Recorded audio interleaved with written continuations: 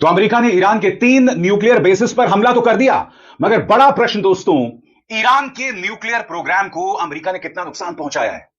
आपको यह जानकर हैरत होगी कि खुद अमेरिकी अधिकारी बता रहे हैं कि हम नहीं जानते कि ईरान के न्यूक्लियर प्रोग्राम को कितना बड़ा नुकसान हुआ है। यानी कि आपने फोर्दो, इस्फाहान और साथ ही नेतान्स पर हमला किया, मगर इस हमले के बावजूद आप यह नहीं जानते कि कितना नुकसान हुआ है। सबसे बड़ी बात, हमले से ठीक पहले फोर्दो न्यूक्लियर बेस से ईरान के परमाणु बेस के ऊपर अटैक किया गया। उसके बाद से ईरान इतना ज्यादा बौखलाया हुआ है कि इजराइल के ऊपर ताबड़तोड़ मिसाइलें दाग रहा है। लेकिन अभी तक सही और सटीक खबर सामने निकल कर नहीं आई है कि आखिर ईरान का परमाणु ठिकानों पर कितना नुकसान हुआ है। ना ही अमेरिका की तरफ से किसी भी तरह की फोटो और वीडियो जारी की गई है जिसके आधार पर यह दावा किया जा सके कि ईरान का कितना ज्यादा नुकसान अमेरिका कर पाया है। लेकिन अमेरिका के अधिकारियों ने अमेरिका के डोनाल्ड ट्रंप को क्या चेतावनी दी थी हमले से पहले और कितना नुकसान सामने निकल कर आया है, उसके कयास और उसके आंकड़े आप लोग के सामने रखने वाला हूं। अमेरिका की तरफ से ईरान के ऊपर जब हमला किया गया, इजराइल की तरफ से जब ईरान के ऊपर हमला किया गया, तो आखिर ईरान के लोग अचानक से खुशियां क्यों मनाने लगे। आज की इस रिपोर्ट को देखना आप लोगों को बेहद जरूरी है। हमारे साथ वरिष्ठ पत्रकार मौजूद हैं अभिसार शर्मा, आप उनकी इस रिपोर्ट को देखिए। तो अमेरिका ने ईरान के 3 न्यूक्लियर बेसिस पर हमला तो कर दिया, मगर बड़ा प्रश्न दोस्तों, ईरान के न्यूक्लियर प्रोग्राम को अमेरिका ने कितना नुकसान पहुंचाया है। आपको यह जानकर हैरत होगी कि खुद अमेरिकी अधिकारी बता रहे हैं कि हम नहीं जानते कि ईरान के न्यूक्लियर प्रोग्राम को कितना बड़ा नुकसान हुआ। ये अमेरिका के अधिकारी नहीं जानते। इस्फाहान और साथ ही नेतान्स पर हमला किया, मगर इस हमले के बावजूद आप यह नहीं जानते कि कितना नुकसान हुआ है। सबसे बड़ी बात, हमले से ठीक पहले फोर्दो न्यूक्लियर बेस से ईरान ने अपने तमाम जरूरी सामान को दूसरी जगह शिफ्ट कर दिया था। सही सुना आपने दोस्तों। और दूसरी तरफ ईरान क्या कर रहा है दोस्तों, ईरान इस्राइल पर हमले जारी रख रहा है। यानी कि 2 चीजें सामने उभर कर आ रही हैं। सबसे पहले, अमेरिका ने जो हमला किया उसको लेकर पारदर्शिता की कमी, यानी कि कितना नुकसान हुआ है। खुद अमेरिकी अखबार कह रहे हैं कि शायद इतना बड़ा नुकसान ना हुआ हो। और दूसरी तरफ ईरान जो लगातार इस्राइल पर हमले जारी रख रहा है। इस्राइल जो अफरा तफरी नहीं जानता, वहां पर जबरदस्त अफरा तफरी के हालात हैं। तेल अवीव के अंदर ऐसे हालात हैं। मैं इस बात की चर्चा करने वाला हूं कि दरअसल नुकसान कितना हुआ है। जी हां, इस वक्त का सबसे बड़ा प्रश्न, 3 ठिकानों पर हमले तो कर दिए जाते हैं, मगर ईरान को कितना नुकसान हुआ है, इस सवाल का जवाब मैं दूंगा। आपको अंत तक मेरे साथ रहना होगा। मगर सबसे पहले मैं आपको बतलाना चाहता हूं कि अमेरिका हमला करता है और उसके तुरंत बाद ईरान जवाबी कार्रवाई में तेल अवीव में क्या करता है, उस पर गौर किया जाए। एक एक करके दोस्तों आपके सामने स्क्रीन। सबसे पहले आप देखिए दोस्तों, ये हालात हैं तेल अवीव के। करीब 10 सेकंड का वीडियो है। यानी कि अमेरिका हमला करता है और उसके बाद तेल अवीव में इतना बड़ा हमला होता है जिसमें आप देख सकते हैं पूरी तरह से नेस्तनाबूद कर दी गई है ये बिल्डिंग। इस तरह से ईरान जो है वो इस्राइल को जवाब दे रहा है, सजा दे रहा है। अब मैं आपको एक और वीडियो दिखाना चाहता हूं। आप देख सकते हैं धुएं का गुबार उठ रहा है, यहां पर धुएं का गुबार उठ रहा है।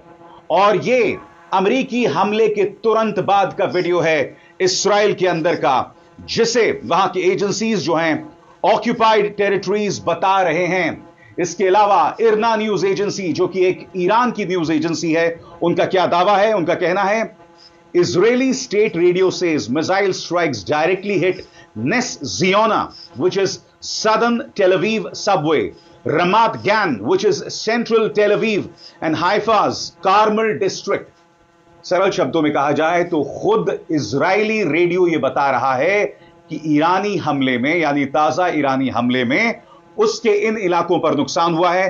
नेस जोनिया जो कि दक्षिणी तेल अवीव में है, इसके अलावा रमात गान जो कि मध्य तेल अवीव में है, और हाइफा के कार्मल जिले में भी जबरदस्त नुकसान हुआ है। और नुकसान की कई खबरें सामने आ रही हैं इसी तरह से दोस्तों। मगर जैसे मैंने कहा, ईरान के कार्यक्रम को कितना नुकसान, ईरान के उन ठिकानों को कितना नुकसान, उससे पहले मैं आपके सामने 2 तस्वीरें दिखाना चाहता हूं। इस तस्वीर में देखिए, जैसे ही अमेरिका हमला करता है, सड़क पर राष्ट्रपति मसूद पेजेश्कियां उभर कर आते हैं और यहां पर आप देख सकते हैं वो अपनी जनता के साथ हैं। यानी कि अमेरिका हमला कर रहा है, मगर वहां की जनता अपने शासकों के साथ, अपने राष्ट्रपति के साथ साफ तौर पर दिखाई दे रही है। एक तरफ ये, और दूसरी तरफ अमेरिका ने हमला किया ईरान पर। अब मैं आपको हालात अमेरिका के दिखाता हूं।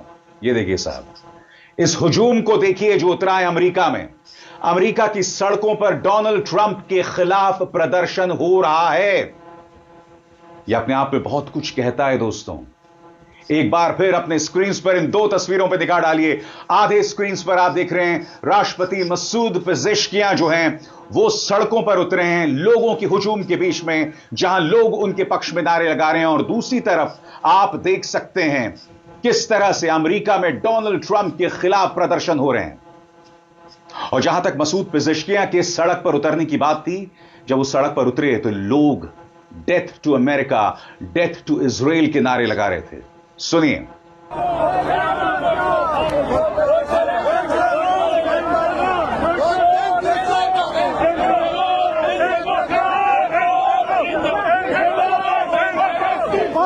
आज मैं आपके सामने कई सवालों के जवाब देने वाला हूं दोस्तों। और सबसे पहला सवाल, क्या वाकई फोर्दो न्यूक्लियर प्रोग्राम को नुकसान हुआ है?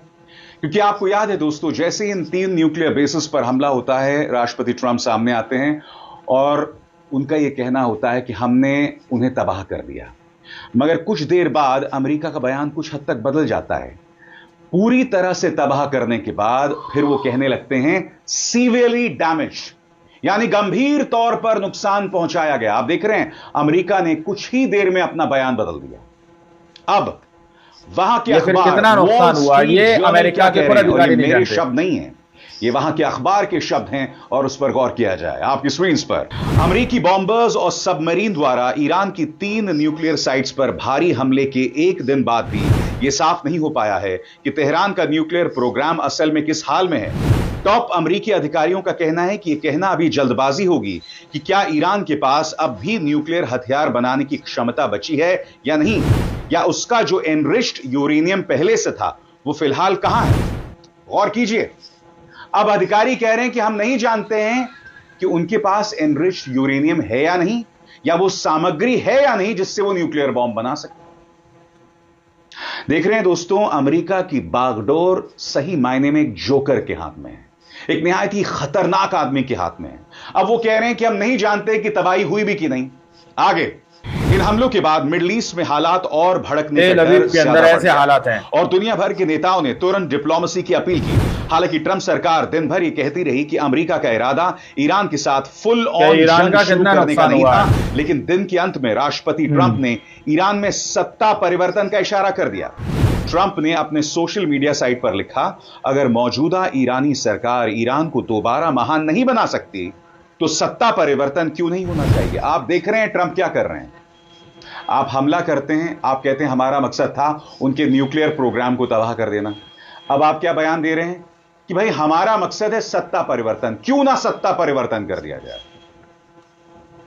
सबसे बड़ी बात दोस्तों, आज की तारीख में अगर आप मध्य पूर्व के कई देशों को देखें, वो सब इस्राएल के पिछलग्गू हैं। इस्राएल के बारे में कहने में इनमें हिम्मत नहीं है। सिर्फ एक ईरान था जिसके पास वो हिम्मत थी।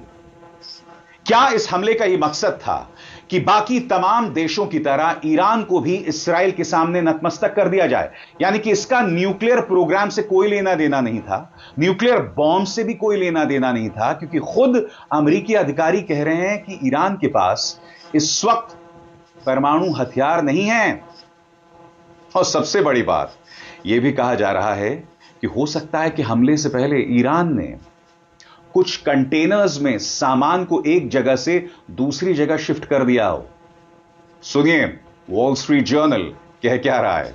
ईरान के न्यूक्लियर ठिकानों फोर्दो, नतांज और इस्फाहान को अमेरिका के हमलों में काफी गंभीर नुकसान हुआ है, ऐसा पेंटागन अधिकारियों ने कहा।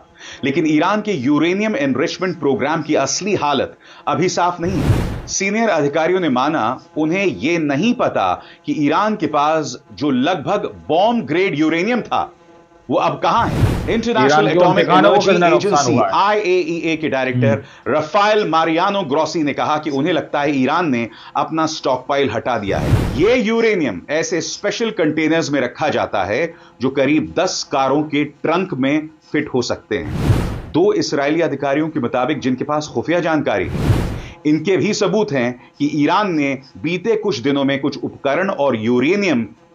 दोस्तों, आप लोगों ने इस वीडियो को शुरू से आखिर तक देखा। वीडियो के स्टार्टिंग में मैंने आप लोगों से कहा कि किस तरह से ईरान के ऊपर अमेरिका, इजराइल की तरफ से जब अटैक किए गए तो ईरान के अंदर के लोग सड़कों पर उतरकर खुशियां मना रहे थे। ईरान के लोग सड़कों पर उतरकर झूमते हुए नजर आ रहे थे। इसका एक बड़ा रीजन ये बताया जा रहा है कि जब से गजा के ऊपर इजराइल हमले कर रहा था, तब से ईरान खुलकर गजा का साथ नहीं दे पा रहा था।